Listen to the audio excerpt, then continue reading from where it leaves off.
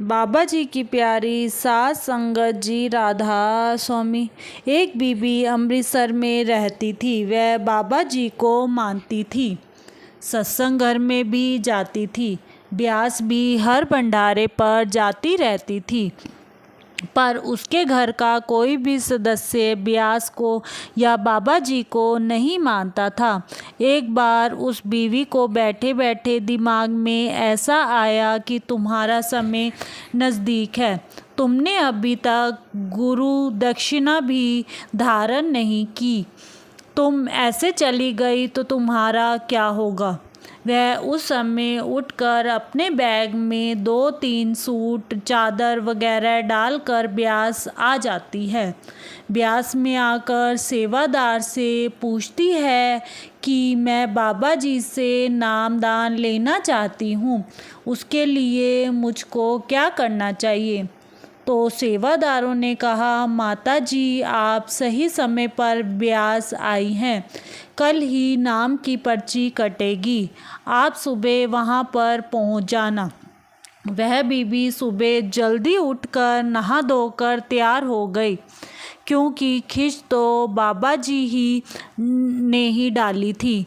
रात को नींद भी नहीं आई।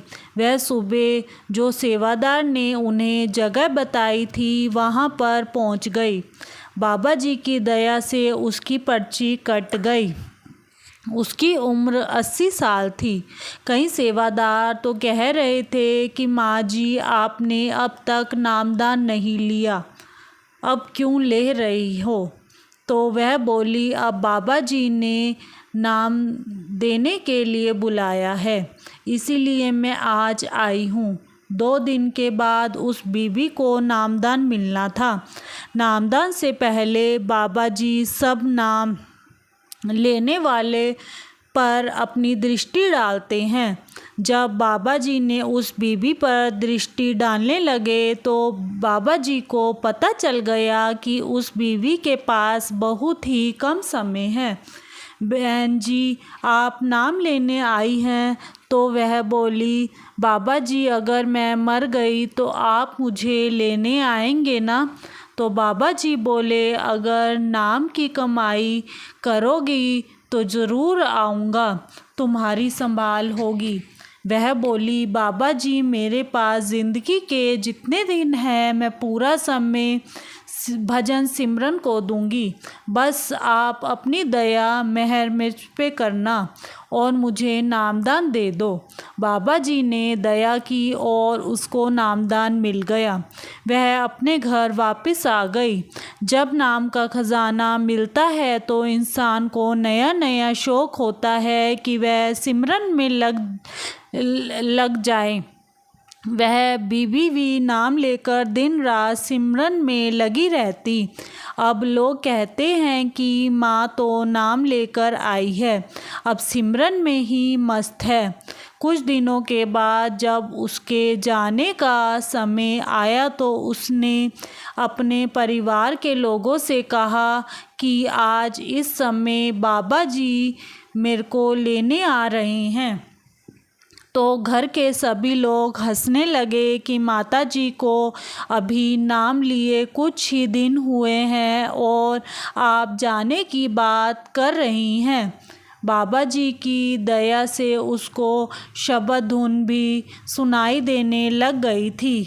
जो समय उसने बताया उस समय वह बोलने लग गई कि बाबा जी आ गए हैं, मैं जा रही हूँ। वह माँ थोड़ी ही देर में चली गई। बाबा जी यह सब जानते हैं, तारना है तो कुछ ही दिनों में नाम देकर तार देते हैं, नहीं तो 40 साल नाम लेकर भी कोई नहीं पहुंच सकता। बाबा जी की दया का हाथ सिर पर हो तो वह डूबा हुआ भी तर जाता है। वैसे ही एक और साकी है। एक राजा था जिसने अपने राज्य में क्रूरता से बहुत ही सी दौलत शाही खजाना इकट्ठा करके आबादी से बाहर जंगल में एक सुनसान जगह पर बनाए तहखाने में खुफिया तौर पर छिपा दिया। खजाने की सिर्फ 2 चाबियां थीं। एक चाबी राजा के पास और एक उसके खास मंत्री के पास थी। इन दोनों के अलावा किसी को भी उस खुफिया खजाने का राज मालूम ना था।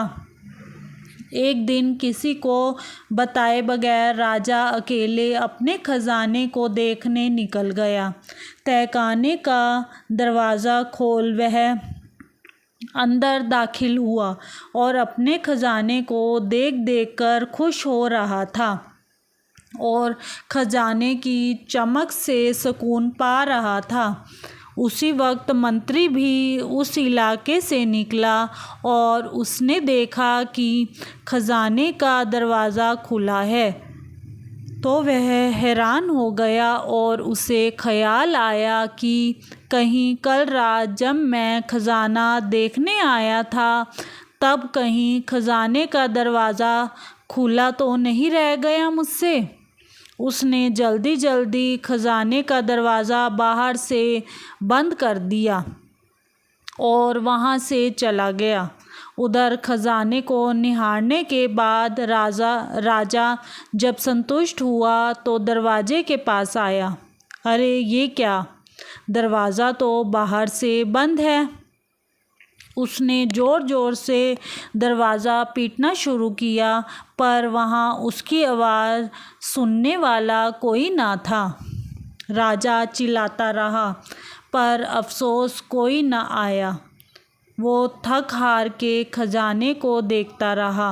अब राजा भूख और प्यास से बेहाल हो रहा था। उसकी हालत पागलों सी हो गई थी।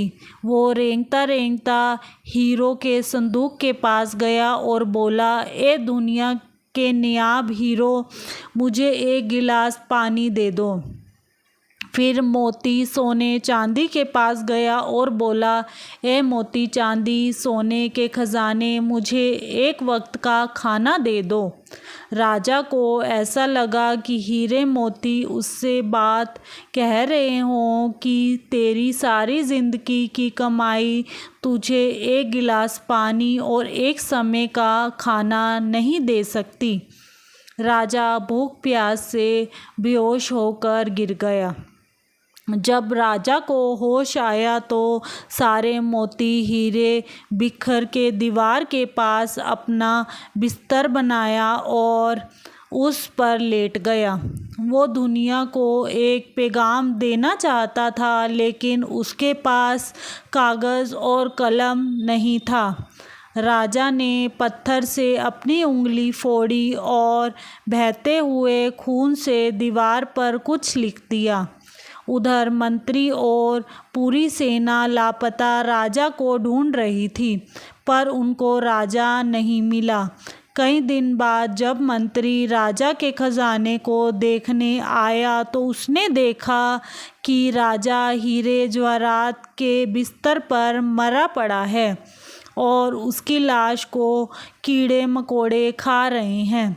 राजा ने दीवार पर खून से लिखा हुआ था, ये सारी दौलत एक घूंट पानी और एक निवाला नहीं दे सकते। यही अंतिम सच है। आखिरी समय आपके साथ आपके कर्मों की दौलत जाएगी। चाहे आपने कितने ही हीरे, पैसा, सोना, चांदी इकट्ठा किया हो, सब यहीं रह जाएगा। इसीलिए जो जीवन आपको प्रभु ने उपहार स्वरूप दिया है उसमें अच्छे कर्म करो, लोगों की भलाई के काम कीजिए, गरीबों की मदद करो, बिना किसी स्वार्थ के और अर्जित कीजिए। अच्छे कर्मों की अनमोल दौलत जो आपके सदैव काम आएगी। हमारे साथ कुछ नहीं जाना, एक प्रभु का नाम सिमरन ही हमारे साथ जाना है। इसी के साथ इजाज़त चाहते हैं। मिलते हैं नई साखी के साथ। राधा स्वामी। अगर आपको साखी अच्छी लगी हो तो चैनल को सब्सक्राइब करें। राधा स्वामी जी।